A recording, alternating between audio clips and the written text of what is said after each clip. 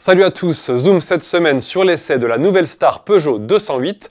Nous parlerons également de sportifs découvrables avec les Ferrari 812 GTS et F8 Speeder, ainsi que la Corvette Cabriolet. Rival de la nouvelle Clio, la seconde génération de Peugeot 208 arrive en concession ce dimanche 6 octobre. Le ticket d'entrée démarre à 15 500 € avec le moteur essence 1,2 litre PureTech de 75 chevaux. À ce prix, la finition Like, livre de série la climatisation, l'allumage automatique des feux, la radio avec écran tactile 5 pouces ou encore le pack sécurité. Ce dernier comprend notamment le freinage d'urgence automatique, l'alerte de franchissement de ligne et la reconnaissance des panneaux de signalisation. Notre journaliste essayeur Cyril Biotto a lui testé une version PureTech de 100 chevaux en finition haut de gamme GT Line, une 208 facturée 22 700 €. Il nous livre tout de suite ses premières impressions. D'une nouvelle Peugeot, on attend bien sûr un comportement routier irréprochable. C'est grosso modo le cas, mais il y a des variantes entre la version 16 ou 17 pouces selon les finitions. Quand vous avez une finition allure avec des roues de 16 pouces, la 208 fait un énorme progrès en confort par rapport à sa devancière et devient l'une des plus confortables de la catégorie. C'est moins le cas avec les versions 17 pouces, un peu moins confortable, plus dynamique. Du côté des motorisations, notre modèle d'essai avait un PureTech 100 chevaux 3 cylindres qui s'est révélé très réussi, à la fois très bien insonorisé, pas de vibration, avec une boîte 6 bien étagée, il relance toujours facilement.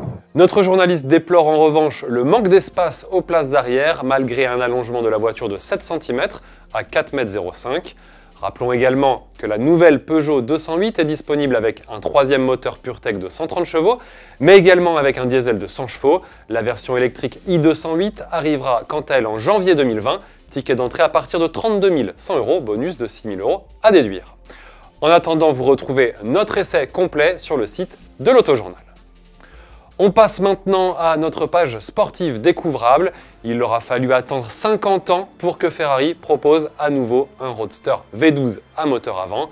Cette 812 GTS succède à la 365 GTS 4 Daytona, produite entre 1969 et 1973 à seulement 122 exemplaires. Cette nouveauté signée de la firme de Maranello, mise en effet sur un bloc V12 6,5 litres atmosphérique de 800 chevaux, le 0 à 100 est expédié en moins de 3 secondes et la vitesse de pointe est de 340 km/h. Son prix est tout aussi impressionnant, 340 000 €. Place maintenant à la F8 Speeder, version découvrable de la F8 Tributo.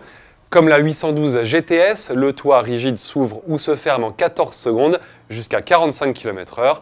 Sous le capot arrière, on trouve le V8 3,9 litres biturbo de 720 chevaux. Avec 1400 kg à sec, l'italienne pèse 70 kg de plus que la F8 Tributo, mais 20 kg de moins que la 488 Speeder, qu'elle remplace. Ferrari annonce 2 secondes 9 pour passer de 0 à 100, comme pour le modèle à toit fixe. Pour finir, voici la nouvelle Corvette C8 Cabriolet. Il s'agit de la première Corvette Cabriolet dotée d'un toit rigide rétractable et non d'une capote souple. Comptez 16 secondes pour ouvrir le toit, 2 secondes de plus que pour les Ferrari. Comme pour le coupé, le V8 6 litres de atmosphérique développe 502 chevaux. Aucune information en revanche quant aux performances. La production arrivera en 2020.